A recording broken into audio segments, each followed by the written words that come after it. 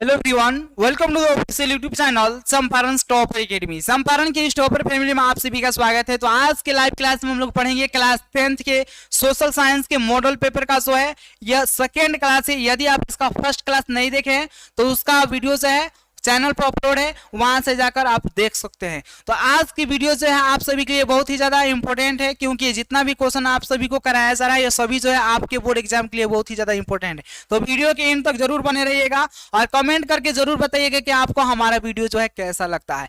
कल के video lecture में हम लोग 1 नंबर से लेकर 40 नंबर तक जो आपका ऑब्जेक्टिव क्वेश्चन था वो जो है कंप्लीट कर चुके हैं। आज की वीडियो लेक्चर में हम लोग 41 नंबर से जो है वो 80 नंबर तक जो ऑब्जेक्टिव क्वेश्चन है उसका हम लोग आंसर जो है कंप्लीट करने वाले हैं। तो देखिए यहाँ पर आपका 41 नंबर जो क्वेश्चन है और वह है यहाँ पर 41 नंबर जो क्वेश्चन है और वह आपसे पूछा गया है कि निम्नलिखित में कौन जो है मुद्रा का कार्य नहीं है। ये चार जो ऑप्शन दिया गया इसमें आपको बताना है कौन जो कार्य होता है वो मुद्रा का नहीं होता है। याद रखिएगा, आपका विनिमय का माध्यम जो होता है वो मुद्रा का कार्य होता है, मूल्य का मापक जो होता है वो मुद्रा का कार्य होता है, मूल्य का संचय भी आपका मुद्रा का कार्य होता है, लेकिन उत्पादन जो होता है वह मुद्रा का कार्य नहीं होता है। और यही पूछा गया कौन जो है मुद्रा का कार्य नहीं, यानी उत्पादन जो है वह मुद्रा का कार्य नहीं होता है। आपका डी ऑप्शन जो होगा क्या हो जाएगा, करेक्ट होगा। चलिए आपका यहाँ पर देखिए 42 नंबर जो क्वेश्चन है और वह यहाँ पर दिया गया है कि 42 नंबर जो क्वेश्चन है और वह यहां पर है कि आपका 42 नंबर क्वेश्चन है कि भारत का केंद्रीय बैंक कौन है। आपको बताना है कि भारत का जो केंद्रीय बैंक है वो कौन है। तो याद रखिएगा भारत का जो केंद्रीय बैंक है वह है आपका आरबीआई। याद रखिएगा आरबीआई, इसका फुल फॉर्म होता है रिजर्व बैंक ऑफ इंडिया। और भारत का जो केंद्रीय बैंक है वो कौन है, आरबीआई। और आरबीआई की स्थापना जो है वह हुआ था आपका 1935 में। ये भी ऑब्जेक्टिव में आपसे क्वेश्चन पूछा जाता है कि रिजर्व बैंक ऑफ इंडिया की स्थापना जो है कब किया गया था, तो 1935 में। और ये भारत का क्या है, केंद्रीय बैंक है। और यही क्वेश्चन पूछा गया है कि भारत का केंद्रीय बैंक कौन है, तो रिजर्व बैंक ऑफ इंडिया। और देखिए आपका ऑप्शन ए में दिया गया है और ऑप्शन ए हो जाएगा आपका करेक्ट। अगला आपका क्वेश्चन यहाँ पर 43 नंबर और वह पूछा गया है यहाँ पर कि ऊर्जा का मुख्य स्रोत क्या है। आपको बताना है कि चार जो ऑप्शन दिए गए इसमें जो है ऊर्जा का मुख्य स्रोत क्या है। ऑप्शन ए में दिया गया है कोयला, ऑप्शन बी में पेट्रोलियम, ऑप्शन सी में विद्युत। याद रखिएगा कोयला आपका ऊर्जा का स्रोत होता है, पेट्रोलियम भी होता है और विद्युत भी होता है, यानी जो तीनों जो है क्या आपका ऊर्जा का स्रोत है। यानी इसका जो करेक्ट आंसर होगा आपका ऑप्शन डी हो जाएगा। इनमें से सभी जो है आपका क्या है, ऊर्जा का मुख्य स्रोत है। अगला आपका क्वेश्चन है यहाँ पर और वह है 44 नंबर की आर्थिक विकास संबंधित है। आपको बताना है कि आर्थिक विकास जो है किससे संबंधित है। तो याद रखिएगा आर्थिक विकास जो संबंधित है वह परिणात्मक परिवर्तन से भी है और गुणात्मक परिवर्तन, यानी दोनों से जो है संबंधित है। और इसका करेक्ट आंसर जो होगा क्या हो जाएगा, ऑप्शन सी होगा, यानी दोनों ए और बी क्या होगा आपका करेक्ट होगा।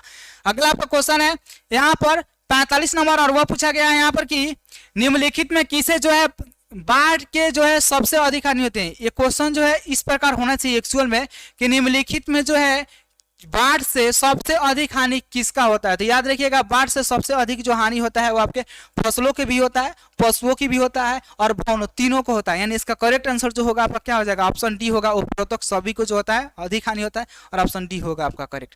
अगला आपका क्वेश्चन है यहाँ पर 46 नंबर और वह पूछा गया है कि सामान्य संचार व्यवस्था के बाधित होने का मुख्य कारण क्या है। आपको बताना है कि सामान्य संचार जो व्यवस्था है उसके बाधित होने का जो है मुख्य कारण क्या है। तो याद रखिएगा केबल जो होते हैं उसका टूट जाना ही क्या होता है, संचार साधन का जो होता है वह बाधित होने का मुख्य कारण होता है। तो ऑप्शन ए में दिया गया है केबल टावर टूट जाना और ऑप्शन ए होगा आपका करेक्ट। अगला आपका क्वेश्चन है यहाँ पर 47 नंबर और वह है यहाँ पर कि 47 नंबर क्वेश्चन है कि आग से जलने की स्थिति में किस प्राथमिक उपचार की आवश्यकता होती है। आपको बताना है कि आग से कोई व्यक्ति जो है जल रहा है तो उसमें जो है सबसे पहले जो है प्राथमिक उपचार क्या करना चाहिए। तो प्राथमिक उपचार सबसे पहले क्या करना चाहिए, ठंडा पानी डालना चाहिए। और देखिए आपका ऑप्शन ए में दिया गया है ठंडा पानी डालना चाहिए और ऑप्शन ए होगा आपका करेक्ट।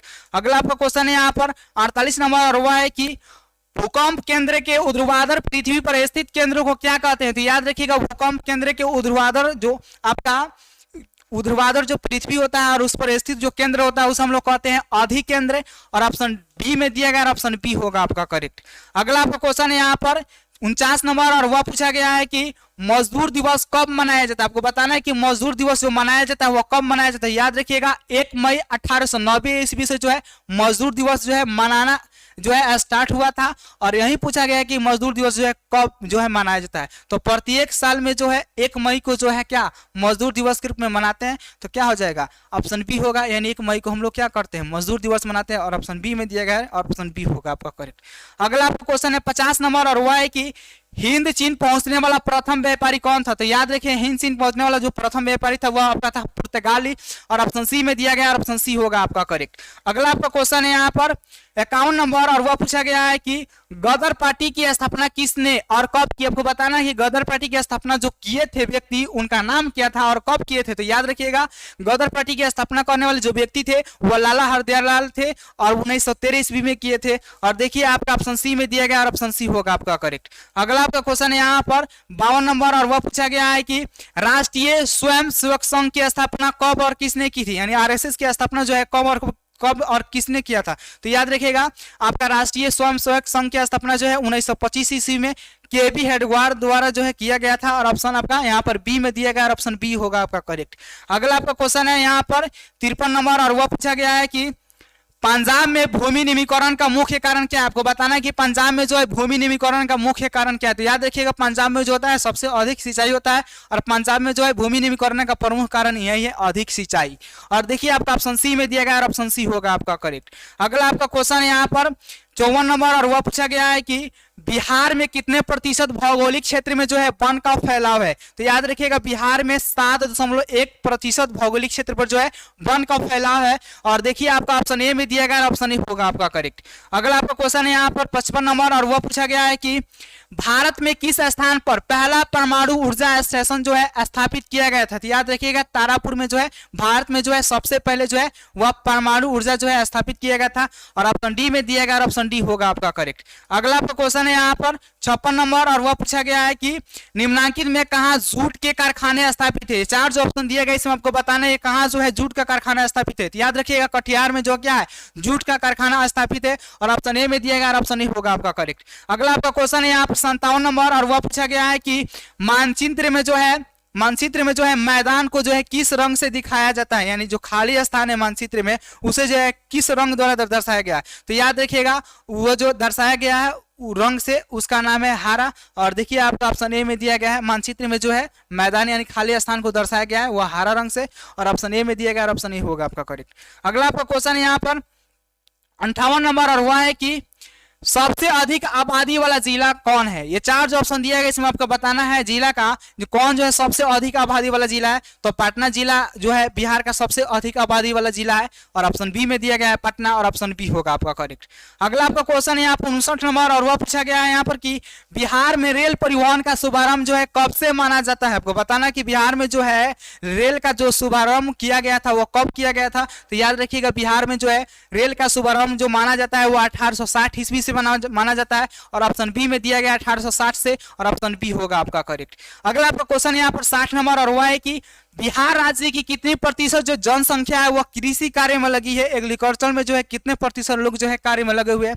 तो 80% बिहार की जनसंख्या जो है वह कृषि कार्य में लगी हुई है, और ऑप्शन ए में दिया गया और ऑप्शन ए होगा आपका करेक्ट। अगला आपका क्वेश्चन है यहाँ पर 61 नंबर, और वह है कि पारादीप पतन किस राज्य में स्थित है? आपको बताना है कि पारादीप पतन यानी पारादीप हवाई अड्डा जो है वो किस राज्य में स्थित है? तो पारादीप पतन जो है वो उड़ीसा राज्य में स्थित है, और देखिए आपका ऑप्शन ए में दिया गया और ऑप्शन ए होगा आपका करेक्ट। चलिए आपका अगला जो क्वेश्चन है और वह है यहाँ पर 62 नंबर, और वो पूछा गया है कि गेहूं उत्पादन में विश्व में भारत का स्थान क्या है? आपको बताना है कि गेहूं उत्पादन में जो है विश्व में जो है भारत का कौन सा स्थान है? तो याद रखिएगा गेहूं उत्पादन में जो है विश्व में भारत का जो है द्वितीय स्थान है अर्थात दूसरा स्थान है, और ऑप्शन बी में दिया गया और ऑप्शन बी होगा आपका करेक्ट। अगला आपका क्वेश्चन है यहाँ पर 63 नंबर, और वो पूछा गया है कि किस देश में बहुदलीय व्यवस्था नहीं है? चार जो ऑप्शन दिए गए इसमें आपको बताना है कौन सा देश है जिसमें जो है बहुदलीय व्यवस्था नहीं है। तो याद रखिएगा ब्रिटेन एक ऐसा देश है जिसमें जो है आपका बहुदलीय व्यवस्था नहीं है। इस ऑप्शन के अनुसार जो है वो आपको बताना है कि किस देश में जो है बहुदलीय व्यवस्था नहीं है। तो ब्रिटेन जो है उसमें जो है बहुदलीय व्यवस्था नहीं है, और ऑप्शन डी में दिया गया, ऑप्शन डी होगा आपका करेक्ट। अगला आपका क्वेश्चन है यहाँ पर 64 नंबर, और वो है कि जनता दल यूनाइटेड पार्टी नीतीश कुमार की जो पार्टी है जनता दल यूनाइटेड पार्टी जिसका चुनाव चिन्ह है आपका तीर छाप, उसका जो है गठन कब किया गया था? तो याद रखिएगा जनता दल यूनाइटेड पार्टी का जो गठन हुआ था वह 1999 ईस्वी में हुआ था, और ऑप्शन बी में दिया गया, ऑप्शन बी होगा आपका करेक्ट। अगला आपका क्वेश्चन है यहाँ पर 65 नंबर, और वह है कि भारतीय जनता पार्टी के जो है प्रथम अध्यक्ष कौन थे? यानी बीजेपी के जो है प्रथम अध्यक्ष कौन थे? तो याद रखिएगा भारतीय जनता पार्टी की जो प्रथम अध्यक्ष थे वह थे आपके अटल बिहारी वाजपेयी, और ऑप्शन डी में दिया गया अटल बिहारी वाजपेयी, और ऑप्शन डी होगा आपका करेक्ट। चलिए अगला क्वेश्चन है यहाँ पर 66 नंबर, और वह है कि चिपको आंदोलन निम्नलिखित में किससे जो है संबंधित है? तो याद रखिएगा चिपको आंदोलन जो है वह पेड़ के काटने के विरुद्ध से जो है संबंधित है। और देखिए आपका ऑप्शन ए में दिया गया पेड़ के काटने के विरुद्ध से, और ऑप्शन ए हो जाएगा आपका करेक्ट। ये आपसे सब्जेक्टिव में भी क्वेश्चन पूछा जाता है कि चिपको आंदोलन से आप क्या समझते हैं, तो ये बहुत ही ज्यादा इंपॉर्टेंट क्वेश्चन है। जब सब्जेक्टिव क्वेश्चन हम आपको कराएंगे तो उसमें जो है सभी क्वेश्चन आपको करा दिया जाएगा। चलिए आपका नेक्स्ट क्वेश्चन है यहाँ पर, नेक्स्ट क्वेश्चन है 67 नंबर, और वह पूछा गया है कि दल बदल कानून निम्नलिखित में किस पर लागू होता है? आपको बताना है कि दल बदल जो कानून होता है, पलटुआ कानून जो होता है, किस पर लागू होता है? तो याद रखिएगा दल बदल कानून जो होता है विधायकों और सांसदों पर लागू होता है, क्योंकि एक दल से छोड़कर दूसरे दल में जाके मिल जाते हैं। ये जो होते हैं नेता अपने माँ बाप के नहीं होते, तो आपका कैसे हो सकते हैं? तो याद रखिएगा दल बदल कानून जो होता है वो विधायक और सांसदों पर लागू होता है, और दल बदल कानून जो है 1985 ईस्वी में बना था। याद रखिएगा दल बदल कानून जो है 1985 ईस्वी में बना था। तो ये भी क्वेश्चन पूछा जाता है कि दल बदल कानून जो है कब बना था, तो 1985 में। और ये क्वेश्चन पूछा गया है कि दल बदल कानून जो है किस पर लागू होता है, तो विधायक और सांसदों पर। और देखिए आपका ऑप्शन ए में दिया गया है सांसदों और विधायकों पर, तो ऑप्शन ए होगा आपका करेक्ट। अगला आपका क्वेश्चन यहाँ पर 68 नंबर, और वह पूछा गया है कि बिहार में पंचायती राज्य संस्थाएं है। आपको बताना है कि बिहार में जो पंचायती राज्य संस्था है वह कौ स्तरीय है, तो त्रिस्तरीय है। और देखिए आपका ऑप्शन सी में दिया गया है 3 स्तरीय, और ऑप्शन सी हो जाएगा आपका यहाँ पर करेक्ट। अगला आपका क्वेश्चन है यहाँ पर 69 नंबर, और वह है कि इंदिरा गांधी ने 25 जून डैश डैश में आपातकाल की घोषणा की थी। तो याद रखिएगा इंदिरा गांधी ने जो है आपातकाल की घोषणा की थी वह 25 जून 1975 ईस्वी को क्यों की थी? तो उस समय जो है बिहार में छात्र आंदोलन चल रहा था, और उसका जो मुख्य जो कार्यकर्ता थे वो थे आपके जयप्रकाश नारायण। और याद रखिएगा जयप्रकाश नारायण को जो है लोकनायक कहा जाता है, और ये भी क्वेश्चन आपके बोर्ड एग्जाम में पूछा जाता है। तो पूछा गया है कि इंदिरा गांधी जो है 25 जून डाइडस को जो है वो आपातकाल की घोषणा की थी, तो वह आपका 25 जून 1975 को, और ऑप्शन सी में दिया गया, ऑप्शन सी होगा आपका करेक्ट।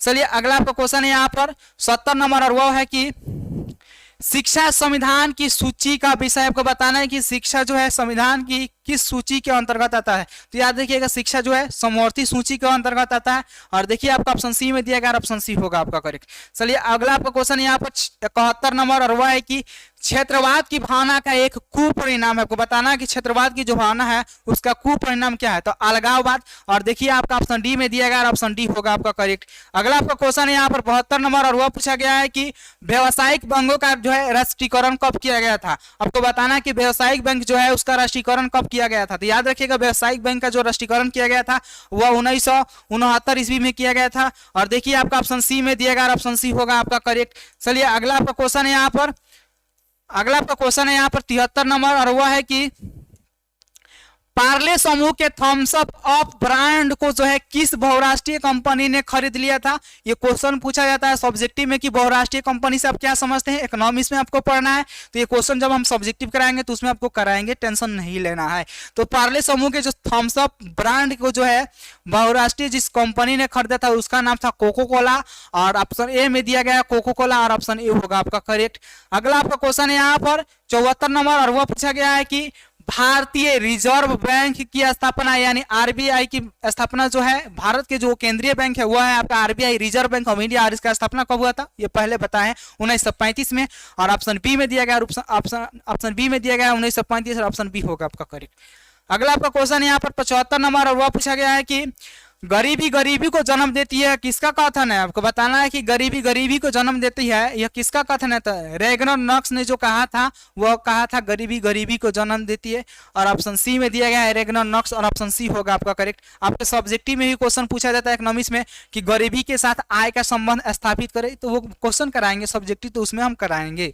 चलिए अगला आपका क्वेश्चन है यहाँ पर 76 नंबर, और वह है कि 76 नंबर क्वेश्चन है यहाँ पर आपका, और वह है कि बिहार में प्राथमिक सहकारी कृषि साख समितियों की संख्या कितनी है? तो याद रखिएगा 6841 है, और देखिए आपका ऑप्शन सी में दिया गया, और ऑप्शन सी होगा आपका करेक्ट। चलिए नेक्स्ट क्वेश्चन है आपका यहाँ पर 77 नंबर, और वह है कि